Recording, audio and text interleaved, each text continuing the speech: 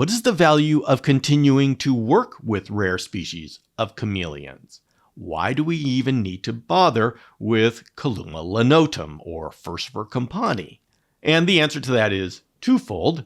One is because they're all chameleons, we love chameleons, and we want to know about each species of chameleons just for the sake of knowing. Human beings are a species that likes to know, and so just for the sake of knowing, it's important. But there is a reason that affects panther chameleon keepers, even beginners, because panther chameleons are pretty hardy. You can give them husbandry that's not ideal, and they will still live. Even with husbandry that isn't 100% the latest husbandry, they will grow up healthy, they will breed, and they will live longer than they would in the wild. So, why do we need to go beyond that? The answer is that some of us in the community want to know how to do it better.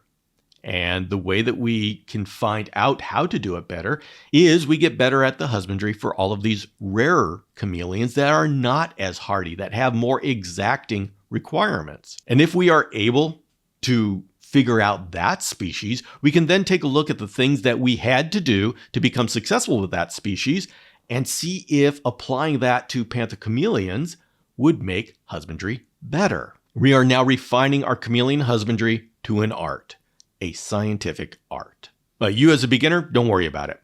We have known how to keep panther chameleons healthy, breeding, and living longer than they would in the wild for a couple of decades now. And despite all of the drama you may see in the chameleon community about people arguing about how to take care of chameleons better, you don't need to get involved in those arguments. Just go with what your breeder shows you, even if what your breeder says to do is different than what I'm saying to do.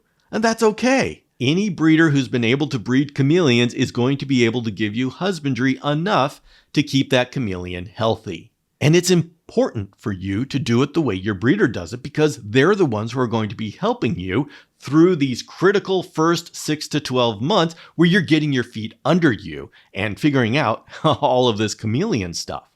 Once you're a little bit more advanced and you have more confidence, then you can start looking at these different husbandry methods and make your own decision. I will tell you right now that not every breeder agrees with the husbandry that I am showing on the Panther Chameleon podcast. And that's okay.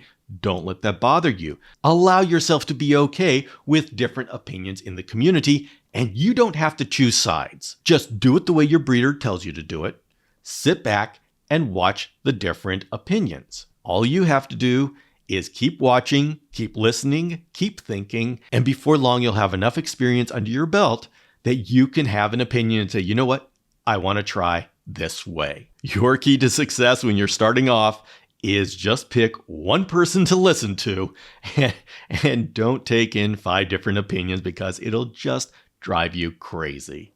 In fact, I'm going to say if it's working for you, don't change what you're going to do until you fully understand why it's working for you and why I'm saying something different. If you have a question that you'd like me to go over, you can send me the question on my Instagram account at chameleon_academy or else via email, bill@chameleonacademy.com. Alternatively, you can come on to one of my live sessions, and I do 2 live sessions a week. Right now, my schedule is on Tuesdays at 5 p.m. Pacific on Instagram, and on Saturday, I do a YouTube live at 12 noon Pacific. That's been my schedule for a while now, but just to make sure, go to the homepage of chameleonacademy.com and take a look right up at the top. I give my latest schedule there. Thank you very much for joining me. This is Bill Strand signing off, and I'll see you next time.